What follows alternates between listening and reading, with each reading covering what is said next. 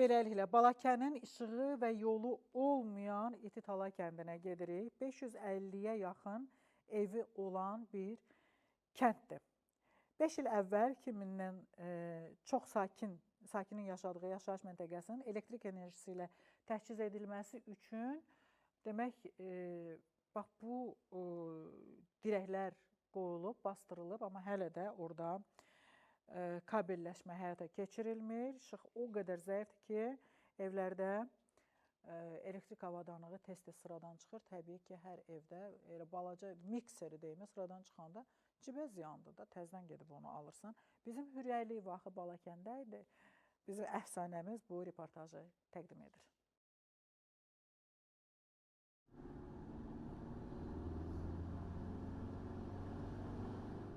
Balakən rayonu İtitala kəndindəyik. Burada kənd sakinlərinin əsas problemlərindən biri işıqla bağlıdır. Belə ki, burada, yəni bu kənddə gördüyünüz kimi hələ 5 il əvvəl işıq dirəkləri qoyulsa da, amma hələ ki kabelləşmə həyata keçirilməyib. Hətta işıqlar o qədər zəifdir ki, sakinlər deyir ki, evdə yanmayan avadanlıq qalmayıb.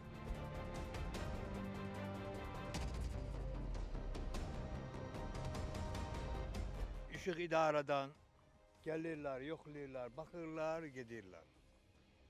Yoxdur, heç nə, bizə baxan yoxdur. Nə elektrik avadanlıqlar var idi, televizorlar yandı, paltar yuyan maşınlar yandı, xaladenik yandı. O işıq zəifliğindən yandı hamısı. Uşaqlar dərs oxuya bilmirlər, zəifdir, xaladenik işləmir, əsədə xarab olur, nə qayrıq bilmirəm.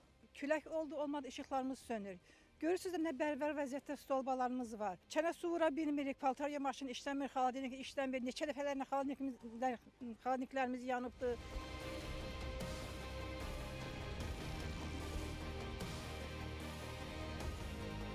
Bu məftillər çox xatadır. Bu məftil qırılsa stolbaya dəyəcək, dəmir truba var stolbara. Tok keçirib uşaqların ziyan eləyəcək, tok vuracaq.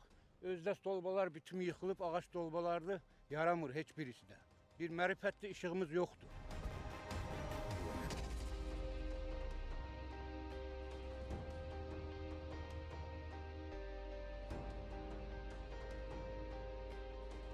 Balakən rayonunun İtitala kəndinin sakinlərinin digər bir problemi isə yol sarıdandır. Xüsusilə də qış aylarında yağan yağış nəticəsində yollar bu cür keçilməz olur. Palçıqlı yoldan isə keçmək mümkün deyil. Dəfələrlə müvafiq qurumlara müraciət etsələr də, amma hələ ki onların dərdinə əlac edən tapılmayıb.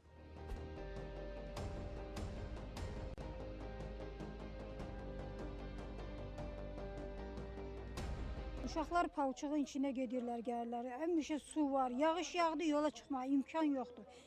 Məhəllələri görürsünüz, su içində olur. 3-4 ildir mən heç nə götürə bilmirəm oradan, əkə bilmirəm, biçə bilmirəm orada. Bütün sudur da məhəllə, dizinə kimi. Elə pilləkənlər kimi çatana kimi də su olur. Yayda, qışda fərqi yoxdur.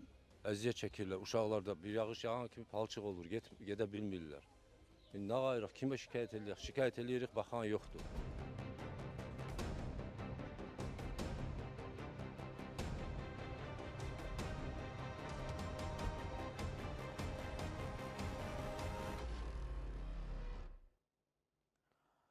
İtitalanın problemi ilə bağlı Kortala Bələdiyyəsinin sədri danışıb. Elşad Babayev deyir ki, düzəldirik, sel dağıdır.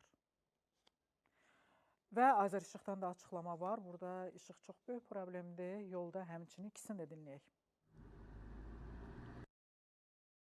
İndi hal-hazırda yağış yağıb. Yağış yağdıqca quruntavı yollar təzədən çala-çuxur əmələ gəlir.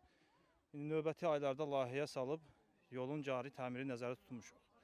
Gələcək illərdə asfalt əgər layihəyə salınarsa, asfaltın çəkilməyi də çox güman ki, plana salına bilər. Amma asfaltın çəkilməsi bələdiyyənin imkan daxilində deyildir. Hal-hazırda mümkün deyil, çünki bələdiyyələr 3 kənd birləşib yeni bələdiyyə yaradılıbdır. Onun üçün büdcə formalaşmalıdır, ancaq və ancaq yay və payız aylarında mümkündür. Bütün regionlarda olduğu kimi Balakən rayonunda da investisiya proqramına uyğun olaraq yenidən qurma işləri davam edir. Bu il ərzində Sarıbulaq kəndi tamam yenidən quruldu. Hazırda Hənifə kəndində iş gedir. Orada işlər bitəndən sonra qarşıdakı 2-3 ay ərzində İtitala kəndində işlərə başlanılacaq. Kəndin bütün şəbəkəsi, transformatorlar, dayaq və naqillər tamamilə yenilənəcək. Bax bunu Azər İşıq deyirsə, demək belə də olacaq. 2-3 ay İtitala 2-3 ay gözləyirsiniz, Azər İşıq gəlir, dirəklər də dəyişir, xəttlər də dəyişir. Orada bu işıq problemi aradan qalxsın, işıqlığa çıxın və yol məsələsindən də bağlı Elşad Balayev danışır. Deyir ki, bələdiyyələr deyir, birləşir və biz bunu yay və yaxud da ki, payız aylarında eləyə bilərik.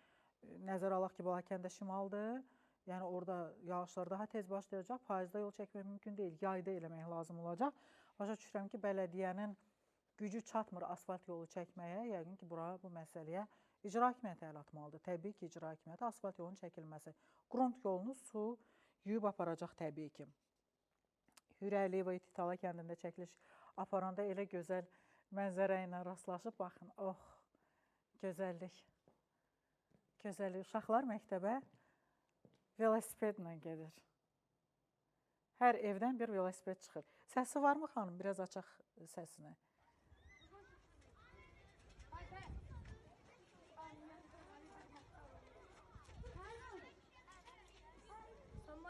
Tamam.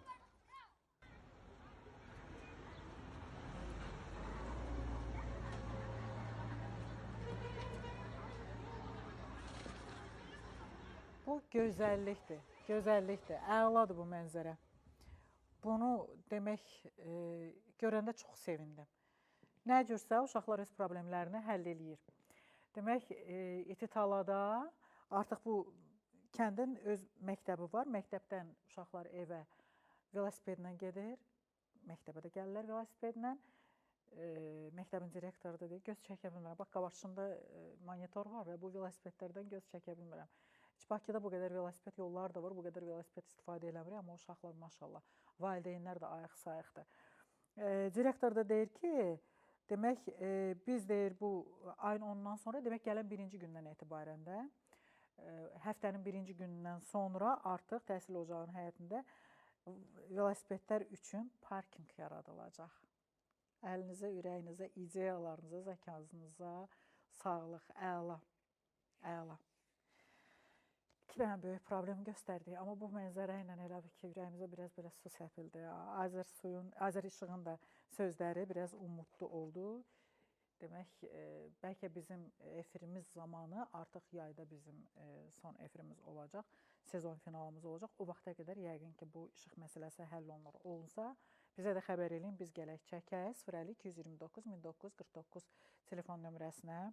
Demək, problem həll olunsa xəbər eləyin.